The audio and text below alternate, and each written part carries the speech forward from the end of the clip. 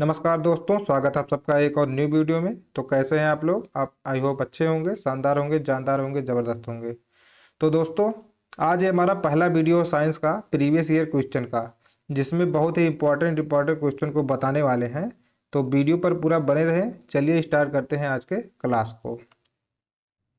तो हमारा पहला सवाल है, दिया है डॉट डॉट डॉट में लिंग गुणसूत्रों का एक पूर्ण युग्म मौजूद होता है।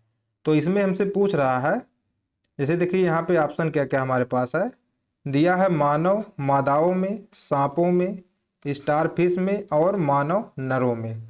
तो इसके कहने का मतलब ये है, जो मानव में लिंग गुणसूत्र होता है वो किसमें पूर्ण युग्म के रूप में होता है। तो देखिए यहाँ पे हमारे पास जो है ये इसका एक इमेज है। इसमें ये जो है जोड़े में रहता है। टोटल कितना 22 जोड़ी जो है सबका जोड़े में ही रहता है, मतलब एक्स एक्स क्रोमोसोम ही रहता है। लेकिन मानव नर में क्या है, 23वां जोड़ा जो होता है उसमें एक्स वाई जोड़ा रहता है। और अगर मादा में हम देखें तो मादा में एक्स एक्स ही रहता है। तो यहाँ पे क्वेश्चन में हमें ये पूछ रहा है कि एक पूर्ण युग्म किसमें होता है। तो यहाँ पे हमारा ऑप्शन क्या हो जाएगा, मानव मादाओं में। ये हमारा आंसर जो है सही हो जाएगा, क्योंकि इसमें एक्स एक्स जो है पूर्ण रूप में रहता है और मानव नरों में एक्स वाई के रूप में रहता है। तो ये पूरा युग्म नहीं होता है। तो इस प्रकार से इस क्वेश्चन को करना था। तो चलते हैं अपने अगले सवाल पर।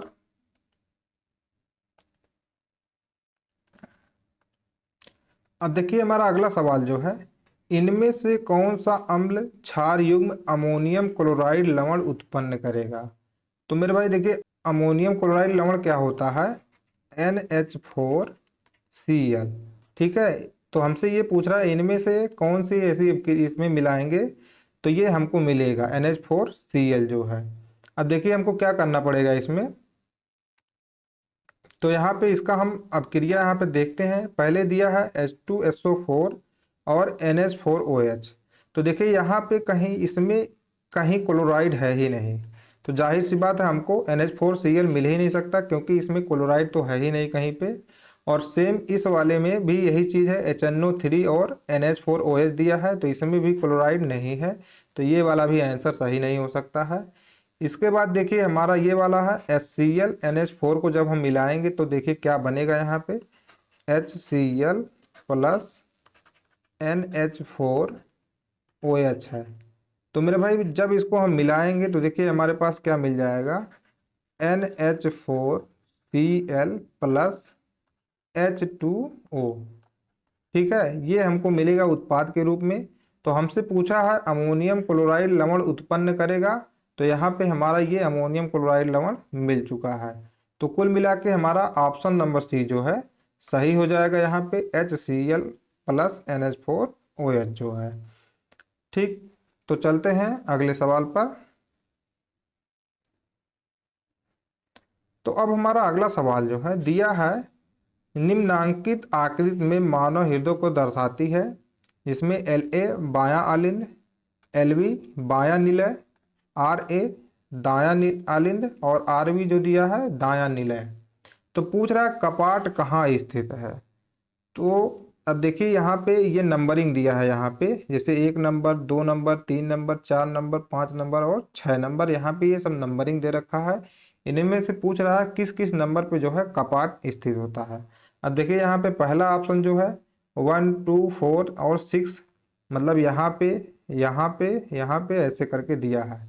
दूसरा ऑप्शन है 1 2 3 4 5 सभी स्थानों पर। तीसरा ऑप्शन जो है 2 3 4 और 5। ये वाला हमारा ऑप्शन क्या हो जाएगा, सही। क्योंकि देखिए जो कपाट होता है वो दायां आलिंद और दायां निलय के बीच में, बायां आलिंद और बायां निलय के बीच में हर जगह स्थित होता है। जैसे यहाँ पे देखिए यहाँ पे हमारा ये दायां आलिंद और दायां बायां निलय है, तो इसके बीच में ये वाला हो जाएगा और ये वाला, और यहाँ पे भी इसी प्रकार से हो जाएगा इन दोनों में। तो ये जो नंबरिंग है 2 3 4 5, यहाँ पे जो है कपाट स्थित होता है। तो हमारा ऑप्शन क्या हो जाएगा, ऑप्शन नंबर सी 2 3 4 और 5। तो चलते हैं अगले सवाल पर। अब देखिए हमारा अगला सवाल जो है, 12 वोल्ट की एक बैटरी एक अज्ञात प्रतिरोध के टर्मिनलों से संयोजित है। यदि 2 मिली एम्पियर की धारा उस परिपथ से होकर प्रवाहित होती है तो प्रतिरोध का मान क्या होगा। तो हमसे यहाँ पे प्रतिरोध पूछ रहा है कि प्रतिरोध का मान क्या होगा। तो इसके लिए हमने ओम का नियम पढ़ा हुआ है। तो उसमें क्या होता है, ओम के नियम में R बराबर, मतलब जो भी उसमें विभवांतर होता है वो किसके समानुपाती होता है, धारा के। तो V बराबर क्या हो जाता है, I इंटू आर। आर जहाँ पे क्या होता है, एक प्रकार का प्रतिरोध है। तो यहाँ पे अगर हमसे प्रतिरोध का मान पूछा है तो R बराबर क्या हो जाएगा, V अपान में I। R बराबर क्या होगा, V अपान I। अब इसी में हम मान रख देते हैं। देखिए यहाँ पे बैटरी कितने वोल्ट की दिया है, 12। तो यहाँ पे V बराबर जो हो जाएगा 12 वोल्ट, और इसमें दिया है 2 मिली एम्पियर की धारा। तो I बराबर यहाँ पे कितना है, 2 मिली एम्पियर। और मिली एम्पियर को जब भी हम लोग एम्पियर में बदलेंगे तो 10 की घात -3 यहाँ पे लग जाएगा। तो ये क्या हो जाएगा, अब एम्पियर में बदल चुका है ये। क्योंकि देखिए जब भी हम कोई भी क्वेश्चन को सॉल्व करते हैं तो वहाँ पे हम हमेशा जो है एसआई मात्रक लेते हैं। ठीक, तो यहाँ पे भी एसआई मात्रक जब हम लेंगे तो इसे हमको वोल्ट और एम्पियर में ही रखना पड़ेगा। अब इस वाले फार्मूले में हम मान रखेंगे तो V बराबर हमारे पास कितना है, 12 वोल्ट है। और I का मान कितना है, 2 गुणे 10 की घात -3 है। तो यहाँ पे ये इसे कटेगा, 2 छक 12 हो जाएगा और ये चला जाएगा ऊपर। जब ऊपर चला जाएगा तो कितना हो जाएगा, 6 गुणे 10 की घात 3। 6 गुणे 10 की घात 3 है, या फिर इसी को हम लोग लिख सकते हैं 6000, क्योंकि 10 की घात 3 मतलब 1000 होता है। अब यहाँ पे देखिए हमारे पास ऑप्शन क्या क्या है, 600 ओम, 6000 ओम, 6000 ओम। यहाँ पे एक बार इसको 60000 कर लीजिए, 60000 ओम और 6 ओम। तो कितना आया हमारा आंसर, ऑप्शन नंबर बी, 6000 ओम। तो इसको बस ये वाला फार्मूला आप याद रखिए कि विभवांतर जो है विद्युत धारा के समानुपाती होता है और V बराबर IR हो जाएगा इससे मिलकर। ये चीज आपको हमेशा याद ध्यान रखना है, ये ओम का नियम कहलाता है। तो अगर डिटेल में आप पढ़ना चाहते हैं तो आप कमेंट बॉक्स में बताइए, हम पूरा चैप्टर आपको डिटेल में पढ़ा देंगे इसका। ठीक है, जो भी आपको चैप्टर फंस रहा है उसका पूरा डिटेल में हम पढ़ाएंगे, लेकिन आपको कमेंट करके हमको बताना है कि सर जी हाँ ये वाला चैप्टर पढ़ा दीजिए। तो चलते हैं नेक्स्ट क्वेश्चन पर। तो अब देखिए हमारा अगला सवाल जो है, प्रतिरोध R को किस प्रतीक द्वारा निरूपित किया जाता है। ये तो भाई बहुत ही सिंपल क्वेश्चन है, हम सभी को पता है, इसको ओम द्वारा निरूपित किया जाता है। ये इसका चिन्ह होता है, इसे हम लोग ओम कहते हैं। ठीक, या फिर इंग्लिश में OHM कहा जाता है। ठीक है, तो यहाँ पे ये सारे तो ऑप्शन जो है गलत दिया हुआ है, लेकिन इसका सही मायने में ये होता है ओम। ठीक, आर का प्रतिरोध ओमेगा होता है, मतलब ओमेगा द्वारा इसे हम निरूपित करते हैं। तो चलते हैं नेक्स्ट क्वेश्चन पर। अब हमारा अगला सवाल है, मेढकों में मानव की तरह ही एक जोड़ी फेफड़े होते हैं लेकिन वे अपने से भी श्वसन कर सकते हैं। तो इसमें ऑप्शन दिया है, क्या क्या हमारे पास ऑप्शन देखिए, श्वास प्रणाल मतलब ट्रैकिया द्वारा, श्वास रंध्रों क्लोम, और चौथा ऑप्शन दिया है आर्द्र और श्लेष्मीय त्वचा द्वारा। तो मेरे भाई देखिए इसका सही आंसर जो हो जाएगा ऑप्शन नंबर 4 सही आंसर हो जाएगा।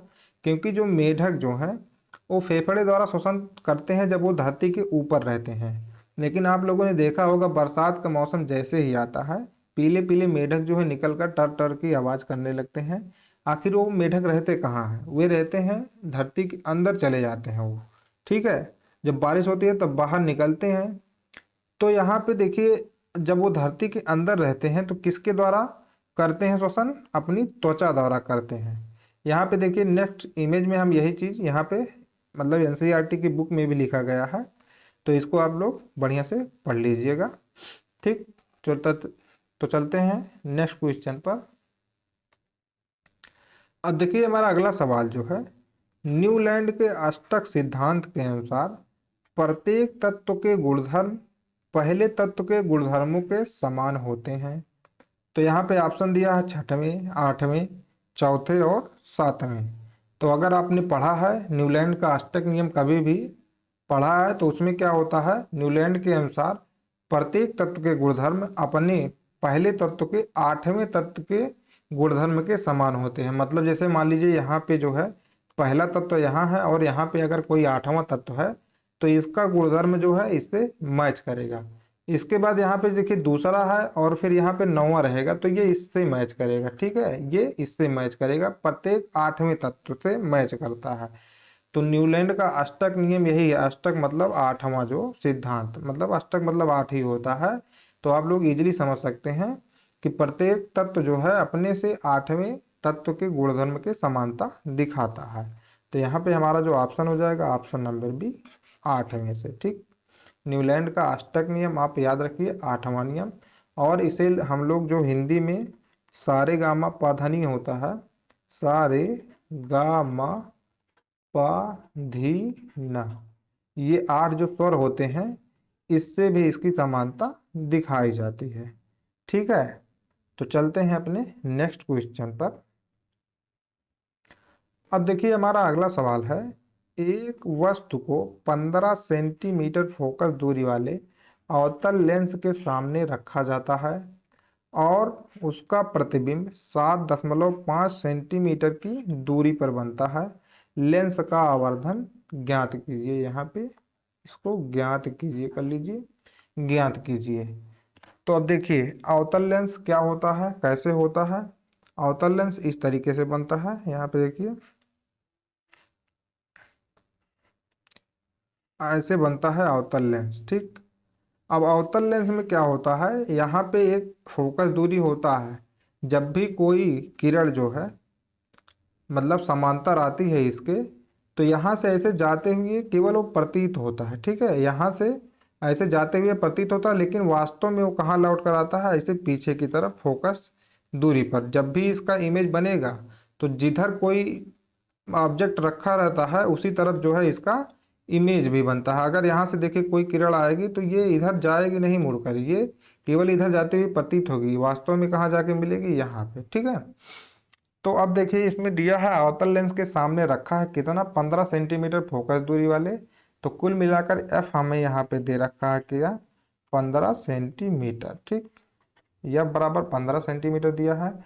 और उसका प्रतिबिंब, प्रतिबिंब को हम लोग किससे दर्शाते हैं, वी से। तो वी बराबर यहाँ पे दिया है 7.5 सेंटीमीटर। तो लेंस का आवर्धन ज्ञात कीजिए। अब देखिए आवर्धन का जो फार्मूला होता है क्या होता है, एम बराबर वी अपान यू होता है। लेकिन यहाँ पे हमको यू नहीं पता है। यू मतलब ऑब्जेक्ट कितनी दूरी पर रखा है। ठीक, मतलब वस्तु कितनी दूरी पर है लेंस से। तो पहले तो हम लोग लेंस का फार्मूला लगाकर यहाँ पे यू निकालेंगे, उसके बाद आवर्धन निकालेंगे। तो देखिए क्या होता है, लेंस का formula 1/f is equal to 1/v minus 1/u, ये होता है लेंस का फार्मूला। अगर हमें चाहे इसमें देखिए फोकस और प्रतिबिंब की दूरी पता है तो हम लोग ऑब्जेक्ट की दूरी निकाल सकते हैं। अगर हमें जो है ऑब्जेक्ट की दूरी और प्रतिबिंब की दूरी पता है तो हम लोग फोकस दूरी निकाल सकते हैं। इसी तरीके से अगर हमको दो चीज़ पता है तो तीसरा चीज़ हम इजीली निकाल सकते हैं। अब यहाँ पे देखिए फोकस दिया है कितना, 15 सेंटीमीटर।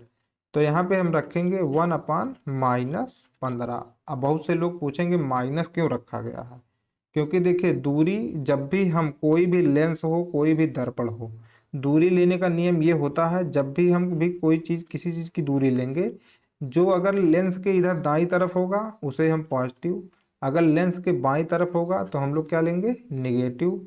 अगर ऊपर की तरफ होगा तो पॉजिटिव, अगर नीचे की तरफ उल्टा बनेगा तो क्या लेंगे, निगेटिव। तो यहाँ पे देखिए फोकस इसका किधर होता है, लेंस के बाईं तरफ, तो हम लोग क्या लेंगे, माइनस में, बराबर 1/v। अब देखिए यहाँ पे अब अभी आप लोग बताए हैं जब भी कोई प्रतिबिंब बनता है वो किधर बनता है, फोकस दूरी की तरफ ही बनता है। तो यहाँ पे क्या हो जाएगा, इसका मान भी हम लोग क्या लेंगे, निगेटिव में। तो v बराबर क्या लेना है हमें, -7.5। अब इसके बाद देखिए हमको v फाइंड करना है, u फाइंड करना है। तो यहाँ पे हम लोग इजीली इसको लिख लेंगे 1/u। फिर अब इसे इधर ले जाइए, हल करेंगे इसे, तो -1/15 और ये इधर जाएगा +1/7.5 बराबर 1/u बचेगा माइनस में। ठीक है, -1/u बचेगा। अब यहाँ पे इसका एलसीएम लेंगे, कितना आ जाएगा 15, और जब इसका इधर गुणा करेंगे तो 15 एकनन क्या होता है 15, और 7.5 दूना हो जाएगा 15 बराबर -1/u ही आएगा। और 2 में से 1 घटाएंगे तो ये कितना बचेगा 1/15 बराबर -1/u। तो u बराबर कितना मिला हमें, तो यहाँ पे देखिए u बराबर कितना मिलेगा -15। अब ये माइनस हमें ये बता रहा है कि जो वस्तु है वो लेंस के बाईं तरफ रखा हुआ है, माइनस केवल यही बता रहा है, जबकि दूरी को कोई किसी भी दूरी को हम लोग माइनस में नहीं लेते हैं, लेकिन यहाँ पे माइनस का मतलब यह है ये लेंस के बाईं तरफ रखा हुआ है। अब आवर्धन का फार्मूला लगाएंगे तो क्या होता है m बराबर v/u। तो यहाँ पे मान रख दीजिए, m बराबर v का मान कितना है माइनस, अब माइनस लेंगे क्योंकि v है तो -7.5, और u का मान कितना लेंगे -15। तो माइनस से माइनस कैंसिल हो जाएगा, ये इससे 2 बार जाएगा, तो m बराबर कितना आया 1/2, या फिर हम लोग इसे 0.7 लिख सकते हैं।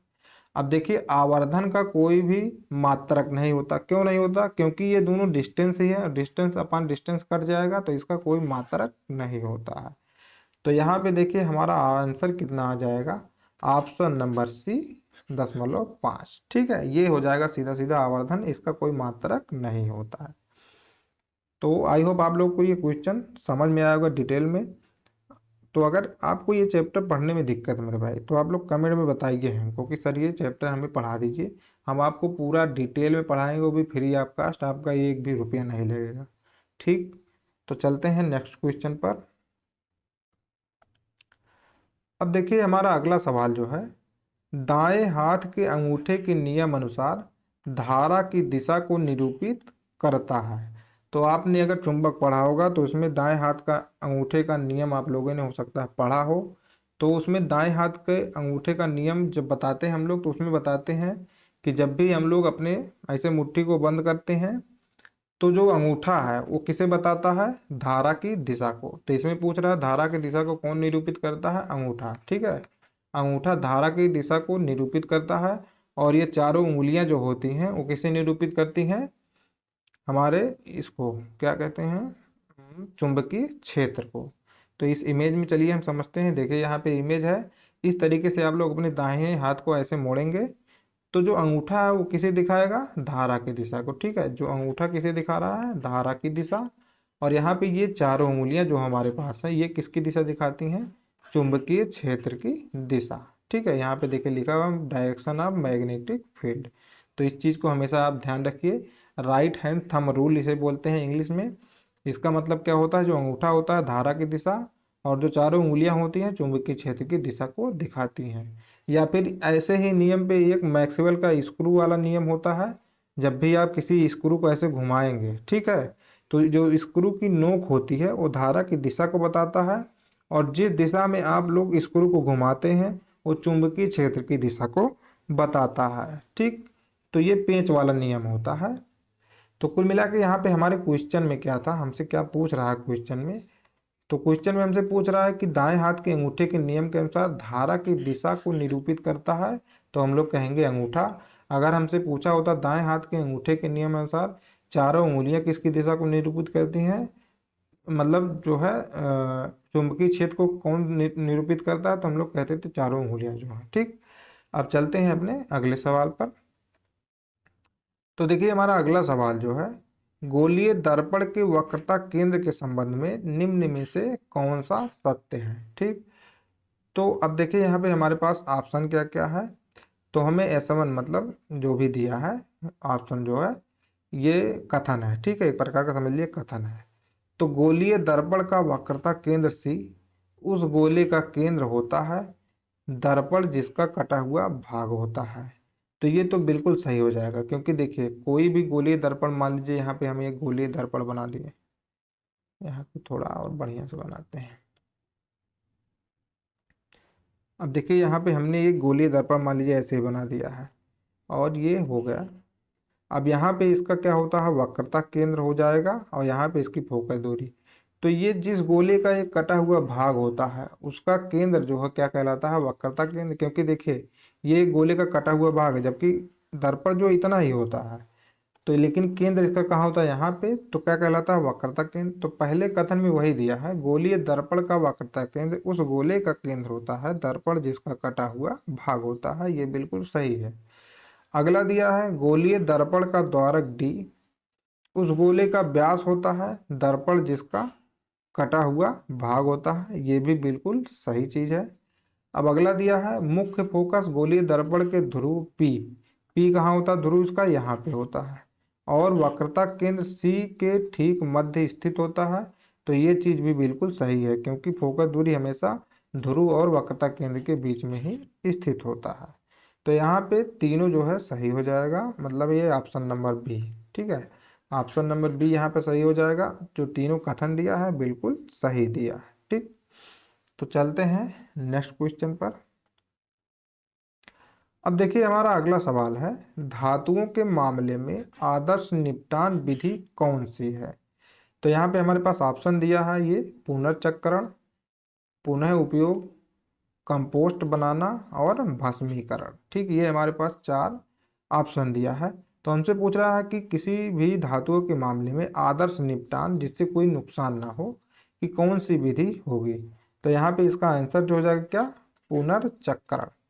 क्यों ऐसा होता है, क्योंकि पुनर्चक्रण में क्या होता है, जब भी हमें कोई नई चीज बनानी होगी तो उसमें हमें कास्ट जो है कम लगेगा। ठीक है, हमें फिर से कच्चा माल नहीं खरीदना पड़ेगा, जो वहां पे मतलब कचरा बचा हुआ है, क्योंकि धातु है, धातु का कोई कचरा, अभी सोना आप घिस देंगे, सोना आप मान लीजिए घिसे तो उसमें जो बुरादा निकला क्या आप उसे फेंक देंगे, नहीं फेंकेंगे नहीं, उसका हम फिर से रीयूज करते हैं और उसे रिसाइकिल करके फिर से साफ सूफ करके उसका फिर से बनाएंगे, कोई प्रोडक्ट बना लेंगे हम लोग।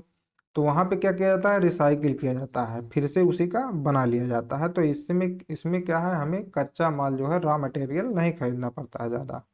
ठीक, तो यहाँ पे हमारा आंसर क्या हो जाएगा, पुनः चक्रण। तो चलते हैं अपने अगले सवाल पर।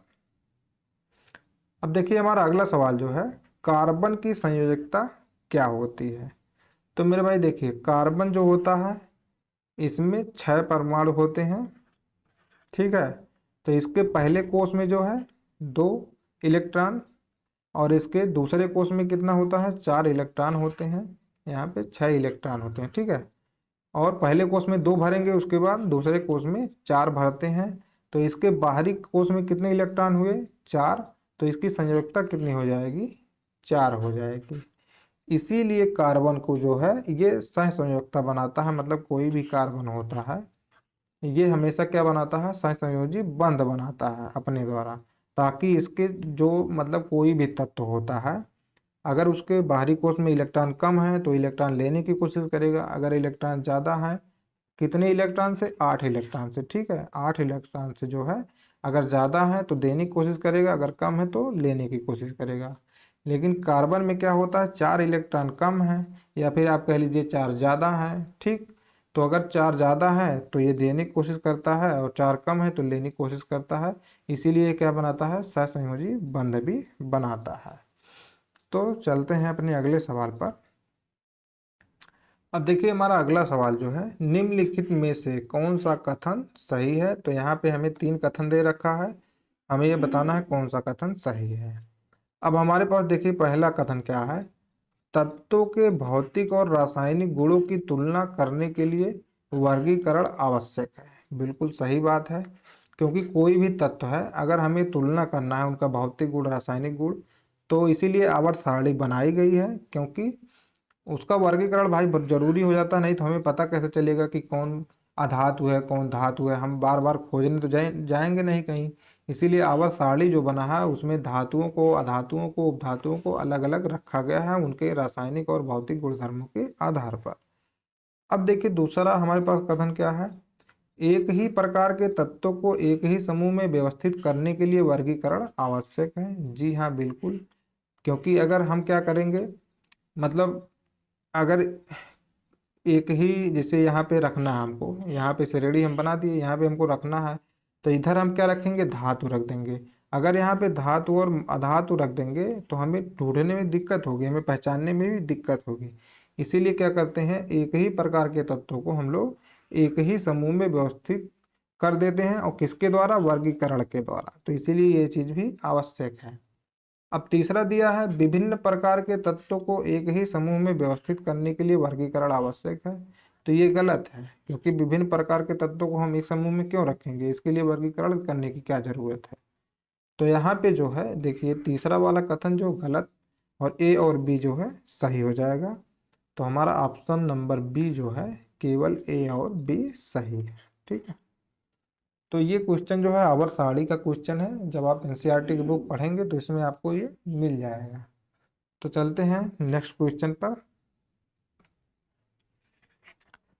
अब देखिए हमारे पास अगला सवाल है, लवण जल के विद्युत अपघटन के दौरान कौन सी गैस उत्पन्न होती है जो पाप ध्वनि के साथ जलती है। तो इसका सिंपल सा आंसर है हाइड्रोजन। ठीक है, यहाँ पे H2 इसको कर लीजिए, हाइड्रोजन निकलता है। जब भी हम किसी जल का, देखिए जल जो है H2O होता है, इसका जब हम विद्युत अपघटन करते हैं तो इसमें जो है हाइड्रोजन अलग निकलता है और ऑक्सीजन जो है अलग निकल जाता है। तो ये हाइड्रोजन जो है ज्वलनशील गैस होती है, और ऑक्सीजन जो है जलने में मदद करती है। तो ऑक्सीजन जब भी बुलबुले के रूप में निकलता है तो वहाँ पे पॉप की ध्वनि आती है, मतलब बुलबुल बुलबुल ऐसे करेगा बुलबुले की तरह, तो वहाँ पे पॉप करता है ये। ठीक, तो यहाँ पे हमारा आंसर क्या हो जाएगा, हाइड्रोजन। तो अगला सवाल है हमारा, कार्बन के बारे में निम्नलिखित में से कौन सा कथन सत्य है। तो हमारे पास देखिए ऑप्शन क्या क्या है यहाँ पे। ऑप्शन एक है, कार्बन एक उत्कृष्ट गैस है। ये चीज गलत है। उत्कृष्ट गैस आप लोग जानते हैं कौन कौन होती है, helium, helium, xenon, radon, argon, ये सब क्या है, उत्कृष्ट गैसों में आता है, मतलब अक्री गैस से बोलते हैं। इसे हम आवर्त सारणी में शून्य समूह में एकदम लास्ट में 18वें आवर्त में रखा गया है। ठीक है, अब देखिए दूसरा है, कार्बन प्रकृति में उपधातु है। तो नहीं, ये भी गलत हो जाएगा। उपधातु आप लोग जानते हैं कौन कौन होता है, जर्मेनियम, सिलिकॉन। ठीक, ये सब क्या है, उपधातुएं होती हैं। तो ये उपधातु नहीं है। कार्बन प्रकृति में धातु है, ये भी गलत है, क्योंकि धातु है नहीं ये। धातु कौन कौन सी है, गोल्ड, कॉपर, सिल्वर, ये सब धातुएं होती हैं। चौथा ऑप्शन जो है, कार्बन प्रकृति में अधातु है, ये बिल्कुल सही है। कार्बन क्या होता है, एक अधातु है। ये चीज हमेशा ध्यान रखिए आप लोग। तो यहाँ पे हमारा आंसर क्या हो जाएगा, ऑप्शन नंबर डी, कार्बन प्रकृति में अधातु है। तो चलते हैं नेक्स्ट क्वेश्चन पर। अब हमारा अगला सवाल जो है, अवक्षेपण अभिक्रिया एक विशिष्ट श्रेणी की है। इसमें दिया है ऑप्शन, रेडॉक्स अभिक्रिया, संयोजन अभिक्रिया, द्विविस्थापन अभिक्रिया और अपघटन अभिक्रिया। तो देखिए अवक्षेपण अभिक्रिया जो होती है, कोई भी द्विविस्थापन अभिक्रिया होती है, इसे हम लोग क्या बोलते हैं, अवक्षेपण अभिक्रिया भी कहते हैं। जैसे इसका कोई एग्जाम्पल आप ले लीजिए यहाँ पे, जैसे मान लीजिए NH4OH प्लस BaCl2 है। ठीक, या फिर AgCl2 प्लस NaOH ले लीजिए। तो यहाँ पे देखिए इसका जब हम मिलाएंगे तो क्या होगा, द्विविस्थापन होगा, मतलब एक यहाँ से यहाँ जाएगा, एक यहाँ से यहाँ आएगा। तो ये चला जाएगा, जैसे यहाँ पे देखिए क्या हो जाएगा, NH4Cl प्लस BaOH। तो इसमें क्या बनता है, अवक्षेप बन जाता है, ये एक प्रकार का सफेद सफेद, इसीलिए हम लोग क्या कहते हैं इसको, अवक्षेपण अभिक्रिया भी कहते हैं। ठीक है, सेम इसी तरह इसमें भी होता है, AgOH होल टॉइस हो जाएगा और प्लस NaCl।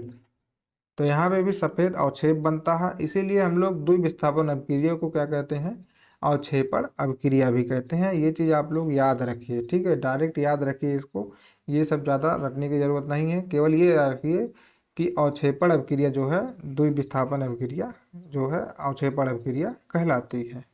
ठीक है, तो चलते हैं नेक्स्ट क्वेश्चन पर। अब देखिए यहाँ पे हमारा अगला सवाल जो है, 5 मीटर लंबाई वाले एक पदार्थ की प्रतिरोधकता 1.6 × 10⁻⁸ ओम मीटर है। यदि पदार्थ की लंबाई में 10 मीटर की वृद्धि कर दी जाए तो प्रतिरोधकता का मान क्या होगा। तो अब देखिए हम लोग जानते हैं कि R बराबर क्या होता है, रो एल बाई ए। ठीक है, रो एल बाई ए मतलब जो प्रतिरोध होता है वो किसी भी पदार्थ की प्रतिरोधकता उसके लंबाई और उसके क्षेत्रफल पर निर्भर करता है। कि मतलब पदार्थ की प्रतिरोधकता का मतलब ये होता है कि जैसे मान लीजिए तार जो है, कोई तार आप ले लीजिए, कापर का है, सिल्वर का है या फिर एल्युमिनियम का है, इसकी एक विशिष्ट प्रतिरोधकता होती है सबकी। और उसके लंबाई पर कि मतलब कितना लंबा आप तार लिए हैं, और क्षेत्रफल मतलब कितना मोटा तार लिए हैं, किसी भी चीज़ की प्रतिरोध जो होता है इन सब बातों पे डिपेंड करता है। लेकिन ये जो प्रतिरोधकता होती है ये केवल ताप पर, कि तार कितना गर्म है। ठीक है, ये केवल ताप पर डिपेंड करता है। ठीक, तो यहाँ पे देखिए अगर हम इसकी लंबाई में घटा दें लंबाई या फिर बढ़ा दें तो इससे कोई फर्क नहीं पड़ेगा। अगर उसकी प्रतिरोधकता इतना है तो उसकी प्रतिरोधकता इतना ही रहेगी, प्रतिरोधकता कभी घटती और बढ़ती नहीं है, क्योंकि ये हर चीज़ का एक विशिष्ट होता है। इसका जैसे मान लीजिए एल्युमिनियम का लिए तो उसका एक मान होगा जो कन्फर्म है, वो घटेगा बढ़ेगा नहीं। आप एल्युमिनियम का चाहे जितना भी लंबा तार ले लीजिए, चाहे जितना मोटा तार लीजिए, उसकी प्रतिरोधकता जो है ये नहीं घटे बढ़ेगा। प्रतिरोध घटे बढ़ेगा, घटेगा और बढ़ेगा भी, लेकिन उसकी प्रतिरोधकता कभी घटती और बढ़ती नहीं है। तो यहाँ पे दिया है 5 मीटर लंबाई वाले एक प्रतिरोध पदार्थ की प्रतिरोधकता 1.6 × 10⁻⁸ ओम मीटर है। तो ये इतना ही रहेगा, ये घटेगा और बढ़ेगा नहीं कभी भी। तो यहाँ पे हमारा आंसर कितना हो जाएगा, ऑप्शन नंबर सी, 1.6 × 10⁻⁸ ओम मीटर। ठीक है, इसे हम लोग किस में लिखते हैं, ओम मीटर में। तो ये चीज़ हमेशा ध्यान रखिए कि प्रतिरोधकता है लंबाई और क्षेत्रफल पर निर्भर नहीं करती है। ठीक, ये केवल तापमान और पदार्थ के गुण पर निर्भर करता है। ठीक है,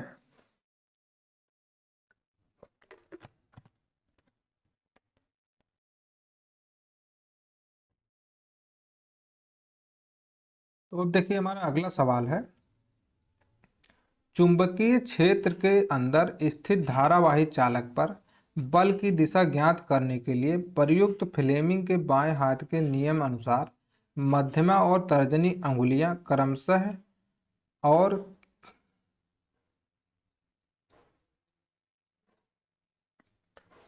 क्रमशः किस, यहाँ पे इसको क्रमशः किस दिशाओं को निरूपित करती हैं, ये कर लीजिए। ठीक है, तो हमसे पूछ रहा है जैसे फ्लेमिंग के बाएं हाथ का जो नियम होता है वो क्या बताता है, हमें बल की दिशा बताता है। ठीक, तो हमसे ये पूछ रहा है उसमें जो मध्यमा और तर्जनी अंगुलियां होती हैं वो किसकी दिशा निरूपित करती हैं। तो यहाँ पे देखिए हमारे पास इमेज है, इमेज से आप लोग समझिए। देखिए यहाँ पे क्या कह दिया है, ये फ्लेमिंग के बाएं हाथ का नियम बता रहा है। तो इसमें हमसे क्या क्या पूछा है, मध्यमा और तर्जनी। तो देखिए मध्यमा फिंगर ये वाला हो जाएगा, और तर्जनी जो है नहीं सॉरी, मध्यमा ये वाला हो जाएगा और तर्जनी ये वाला हो जाएगा। ठीक है, क्योंकि अंगूठे के ठीक बाद कौन सा आता है, तर्जनी आता है, और तर्जनी के बाद कौन सा आएगा, मध्यमा। तो हमें इसकी दिशा बताना है कि ये किस चीज की दिशा बताता है। जो अंगूठा है ये बल की दिशा बताता है। यही ज्ञात करने के लिए हम लोग फ्लेमिंग के बाएं हाथ के नियम का उपयोग भी करते हैं। और जो तर्जनी होता है ये मैग्नेटिक फील्ड बताता है, मतलब चुंबकीय क्षेत्र की दिशा, चुंबकीय क्षेत्र की दिशा बताता है ये। और ये क्या बताता है, करंट मतलब धारा की दिशा को बताता है तर्जनी। इसे हम लोग ऐसे भी याद करते हैं, फादर, ऐसे एफ मतलब फादर, एफ का मतलब फोर्स है तो इसे हम लोग फादर, और एम का मतलब जो है मैग्नेटिक फील्ड होता है, मदर, और सी का मतलब करंट, इसे चाइल्ड। ठीक है, फादर, मदर और चाइल्ड। एफ का मतलब हो जाएगा फोर्स, एम का मतलब चुंबकीय क्षेत्र, और सी का मतलब करंट हो जाएगा। इस तरह से भी आप याद रख सकते हैं, फादर मदर चाइल्ड। मतलब फादर मतलब फोर्स, मदर मतलब मैग्नेटिक फील्ड, और चाइल्ड मतलब करंट से आप याद रखिए फ्लेमिंग का बायां हाथ का नियम। और कभी कभी क्वेश्चन ये भी पूछ लेता है कि फ्लेमिंग का बायां हाथ का नियम जो है ये किसकी दिशा ज्ञात करने के लिए लगाया जाता है, तो बल की दिशा। किसकी दिशा, ठीक है, बल की दिशा ज्ञात करने के लिए लगाया जाता है फ्लेमिंग के बाएं हाथ का नियम। तो यहाँ पे देखिए हमारा आंसर क्या हो जाएगा। अब वही जो बताया है मदर और चाइल्ड, मतलब चुंबकीय क्षेत्र और धारा, ये चीज़ हो जाएगा। ठीक है, तो चलते हैं अगले सवाल पर। अब देखिए हमारा अगला सवाल जो है, एक वयस्क मनुष्य के मुख में केवल कृंतक होते हैं, मतलब एक वयस्क मनुष्य के मुख में कितने कृंतक जो है दांत होते हैं, तो यहाँ पे हमको ये बताना है। तो कृंतक देखिए मनुष्यों में दांत कितने प्रकार के होते हैं। पहले तो होता है कृंतक। ठीक, कृंतक का मतलब क्या होता है, जो आगे दांत, ये जो आगे एकदम फ्रंट पे जो दांत होता है, मतलब काटने वाला दांत जो होता है, इसे हम लोग क्या कहते हैं, कृंतक। इसके बाद आता है सीजर, मतलब ये जो नुकीला दांत होता है। ठीक, ये कितना होता है, चार। और ये कृंतक कितना होता है, देखिए सबसे आगे चार दांत होते हैं यहाँ ऊपर, और चार दांत कहाँ होते हैं, नीचे। इसके बाद सीजर आता है ये, तो ये कितना होता है, दो दांत नीचे दो दांत ऊपर। ठीक है, इसके बाद अग्र चवर्लक मतलब प्री मोलर, और उसके बाद कौन सा आता है, मोलर आता है। तो यहाँ पे हमसे पूछा है कृंतक, तो कितने हो जाएंगे टोटल, अगर हमसे पूछ रहा है तो आठ, अगर केवल एक साइड का पूछेगा तो कितना होगा, चार हो जाएगा। यहाँ पे इमेज में समझिए इसको, देखिए यहाँ पे दिया गया है। अब जो ये आगे वाला दांत है, यहाँ पे ध्यान से देखिए, ये कैनाइन है। ठीक है, कैनाइन मतलब ये जो नुकीला होता है, ये मांसाहारी जानवरों में ज़्यादा होता है। ठीक है, मांसाहारी जैसे शेर उर का देखेंगे आप, बड़े बड़े दांत होते हैं, तो यही होता है। और ये इंसीजर जो है यही कृंतक होता है, तो दो इस तरफ होगा और दो इस तरफ भी होगा, ऐसे ही सेम सेम। ठीक है, दो इस तरफ और दो इस तरफ, मतलब चार हो गया टोटल एक साइड में। इसके बाद फिर यही चालू हो जाता है कैनाइन, प्री मोलर और मोलर। ठीक है, तो आपको आई होप आंसर मिल गया होगा। तो चलते हैं अगले सवाल पर। अब देखिए हमारा अगला सवाल है, प्रकाश संश्लेषण के दौरान निम्नलिखित में से कौन सी अभिक्रिया नहीं होती है। तो हमसे पूछ रहा कौन सी अभिक्रिया नहीं होती है। यहाँ पे ध्यान से आप ऑप्शन पढ़िए, देखिए क्या दिया है, ऑक्सीजन का अवशोषण, जल के अणुओं का विभाजन, प्रकाश ऊर्जा का अवशोषण, और कार्बन डाइऑक्साइड का अपचयन। ठीक है, तो यहाँ पे इसका इमेज देखिए, ये क्या दिया है, CO2 कार्बन डाइऑक्साइड और वाटर दिया है। और सनलाइट की उपस्थिति में, ये नेचुरल लाइट होना चाहिए, ये नहीं बल्ब की उपस्थिति में, ये नेचुरल लाइट होता है। सनलाइट और क्लोरोफिल की उपस्थिति में फोटोसिंथेसिस होता है।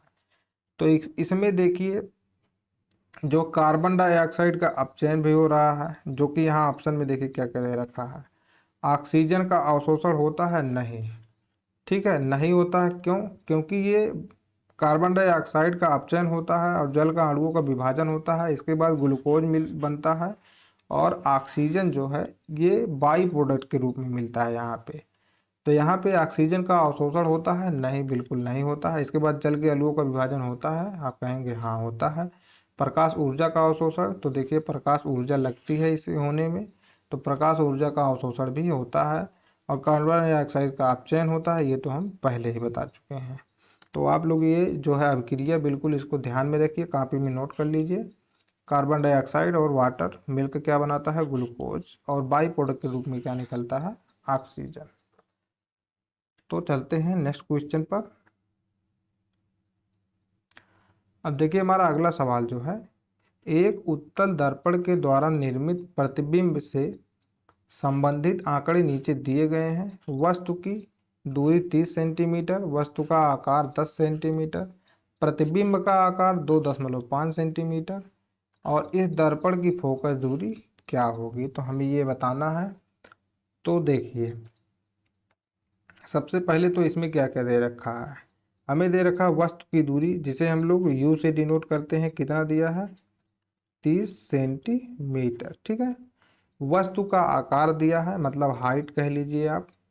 तो H1 बराबर, हम इसको इसे क्या बोलते हैं, H, या फिर आप लोग इसे स्मॉल में H रखिए। ठीक है, स्मॉल H में हम लोग रख लेते हैं। वस्तु का आकार कितना, 10 सेंटीमीटर। ठीक, प्रतिबिंब का आकार जिसे हम लोग कैपिटल H में रख लेते हैं, क्या दे दिया है, 2.5। और इस दर्पण की फोकस दूरी क्या होगी, तो मेरे भाई देखिए आवर्धन का फार्मूला जो होता है, m बराबर क्या होता है, v upon minus V upon you बराबर H/H होता है। ठीक है, मतलब ये जो है वस्तु प्रतिबिंब की दूरी, और नीचे क्या है वस्तु की दूरी, और यहाँ क्या है प्रतिबिंब की ऊंचाई, यहाँ वस्तु की ऊंचाई, ये होता है।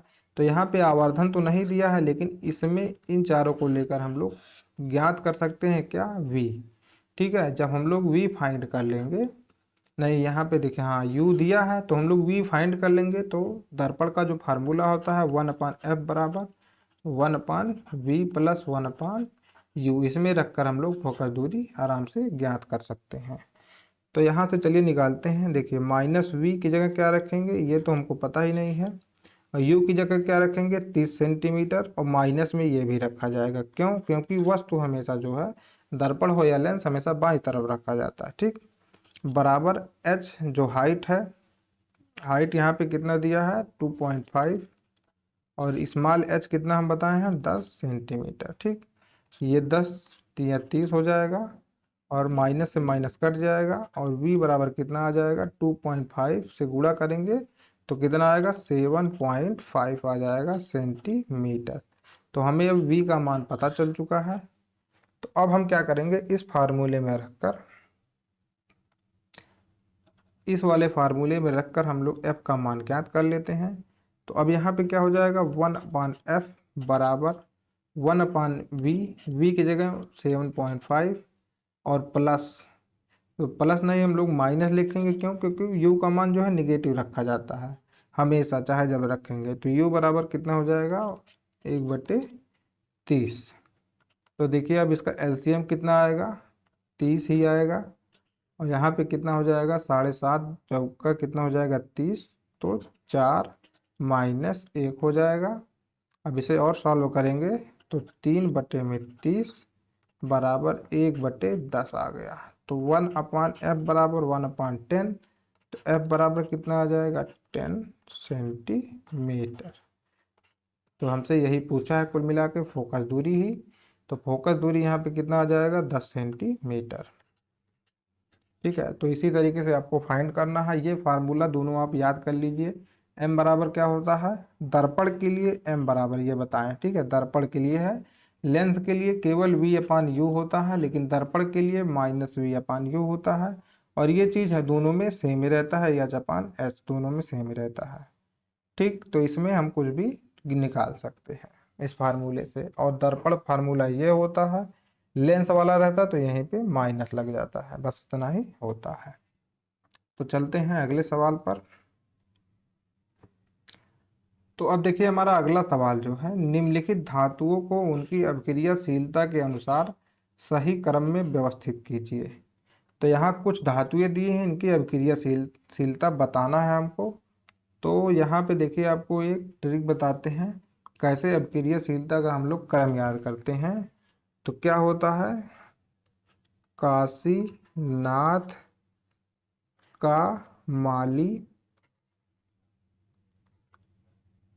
आलू जरा फीका पकाता है, इसके बाद कौन है, सॉरी यहाँ पे पकाता है, यहाँ पे एच रहेगा। ठीक है, पकाता है, कौन है,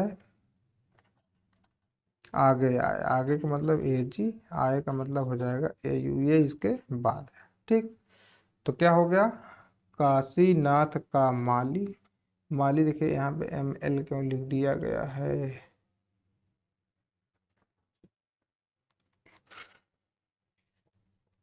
चार्जिंग थोड़ा लगा दें।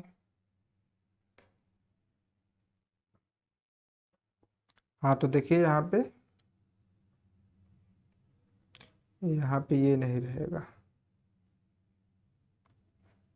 Mn मतलब मैग्नीज। ठीक है, अब देखिए यहाँ पे क्या क्या है, काशीनाथ का माली, माली काशीनाथ का माली आलू जरा फीका पकाता है, कौन है आगे आए। तो यह अभिक्रियाशीलता का क्रम है। इसमें जितना भी ऊपर जो भी धातु है वो क्या है ज़्यादा अभिक्रियाशील है, और जितना हम नीचे आएंगे वो क्या है कम अभिक्रियाशील है। ठीक, तो यहाँ पे जैसे दिया है पोटेशियम, ये ज़्यादा अभिक्रियाशील है। इसके बाद अब देखिए यहाँ पे हमको ढूंढना पड़ेगा। अब क्या आएगा, एल्युमिनियम नहीं, फेरस नहीं, ये तो नहीं आएगा। काशीनाथ का माली आलू, तो फेरस से पहले एल्युमिनियम ही आएगा, तो हम लोग एल्युमिनियम ही रखेंगे। इसके बाद फेरस रखा जाएगा। अब इसके बाद लेड आएगा, ठीक है, क्योंकि लेड देखिए यहाँ पे क्या है, Au से ऊपर है, तो आ जाएगा लेड। और इससे ज़्यादा क्रिया इससे कम कौन रहेगा, Au। तो ये हमारा सही क्रम हो जाएगा। क्या, पोटेशियम, एल्युमिनियम, फेरस, लेड और गोल्ड है, ठीक है।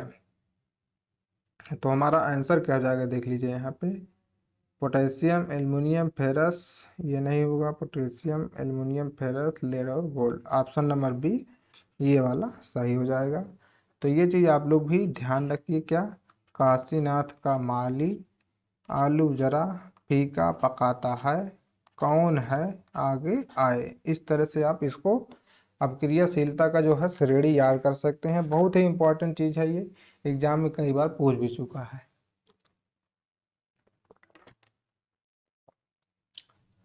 तो अब हमारा अगला सवाल जो है, एक प्रकाश किरण पुंज एक अवतल लेंस से, ठीक है, अवतल लेंस से गुजरने के बाद लेंस के पीछे 25 सेंटीमीटर की दूरी पर स्थित एक बिंदु से अपसारित होता प्रतीत होता है, तो लेंस की क्षमता क्या होगी। अब देखिए, अभी जब हम आपको अवतल लेंस एक जो है क्वेश्चन आया था, उसमें आपको बताए थे क्या, कि जब भी कोई मान लीजिए अवतल लेंस है, अवतल लेंस यहाँ पे चलिए बनाते हैं, यहाँ पे हमने बना दिया एक अवतल लेंस, ठीक। अवतल लेंस है इस तरीके से। तो अवतल लेंस में जब भी कोई समांतर ऐसे किरण आती है, आने के बाद ऐसे फैल जाती है, फैल कर ऐसे निकल जाएगी, तो ये कहीं पे ऐसे तो मिलेगी नहीं ये दोनों, तो ये मिलती हुई प्रतीत होती है एक जगह, ठीक है। ये मिलती हुई प्रतीत होती है कहाँ पे, फोकस पे, ठीक है। कहाँ पे मिलती हुई प्रतीत होती है, फोकस पे। तो यही चीज देखी दिया है यहाँ पे, एक प्रकाश किरण पुंज एक अवतल लेंस से गुजरने के बाद लेंस के पीछे 25 सेंटीमीटर की दूरी पर स्थित एक बिंदु से अपसारित होता प्रतीत होता है। तो कहने का मतलब 25 सेंटीमीटर, लेंस से 25 सेंटीमीटर दूरी है, इसका मतलब फोकस दूरी यहाँ पे कितना हमें पता चल चुका है, 25 सेंटीमीटर है, ठीक है। अब हमें ये बताना है कि लेंस की क्षमता, तो लेंस की क्षमता क्या होता है, डी बराबर नहीं, डी बराबर नहीं, पी बराबर 100/f, 100/f, ये सेंटीमीटर में होता है। क्योंकि यहाँ पे f जो है देखिए लेंस के बाईं तरफ है, इसीलिए इसका मान हम निगेटिव रखते हैं। तो जब यहाँ पे रखेंगे मान इसका 100/-25, तो ये कट जाएगा, 25 चौका 100, और आ जाएगा मान इसका कितना, -4। तो यहाँ पे हमारा आंसर जो आएगा कितना, ऑप्शन नंबर डी -4 डायोप्टर में आएगा। देख लीजिए, ये चीज़ हमेशा ध्यान रखिए कि जब भी लेंस से कोई दूरी लेनी हो, अगर बाईं तरफ है तो नेगेटिव, अगर दाईं तरफ है तो पॉजिटिव लेते हैं। और अगर वस्तु कोई भी है तो हमेशा वो बाईं तरफ रखा जाता है लेंस के, इसीलिए यू का मान हम लोग हमेशा निगेटिव ही रखते हैं, ठीक है। ये चीज़ हमेशा ध्यान रखिए आप लोग भी। तो चलते हैं नेक्स्ट क्वेश्चन पर। तो अब कोई सवाल है नहीं, तो आज का हमारा क्लास यहीं ख़त्म होता है। तो कैसा लगा आज का क्लास आपको कमेंट करके ज़रूर बताएं। अगर अच्छा लगा हो तो वीडियो को लाइक कर दीजिए, हमारे चैनल को सब्सक्राइब भी कर लीजिए। और अगर आपको इस क्लास का PDF नोट चाहिए तो हमारा टेलीग्राम चैनल ज्वाइन कर लीजिए, वहाँ पे आपको सारा क्लास का जो है, ये आप चाहेंगे तो क्लास का नोट PDF मिल जाएगा, या फिर आपको ऐसे ही प्रैक्टिस करने के लिए PDF मिल जाएगा, इसमें कोई दिक्कत नहीं है। तो चलिए मिलेंगे कल फिर एक और न्यू वीडियो में, तब तक के लिए जय हिंद, जय भारत।